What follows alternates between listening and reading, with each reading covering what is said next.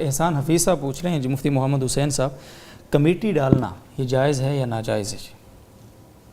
Committee اگر باہمی تعاون کی نیت سے ہو تو جائز ہے، اور باہمی تعاون کی نیت سے ہونے کی ایک واضح علامت یہ ہے کہ ایک تو یہ ہے کہ اگر کوئی شریک درمیان میں نکلنا چاہے، وہ کمیٹی کو جاری نہیں رکھ سکتا، تو اس کو نکلنے کی اجازت ہو، اس پر کوئی جبر نہ ہو کہ آخر تک وہ رہے۔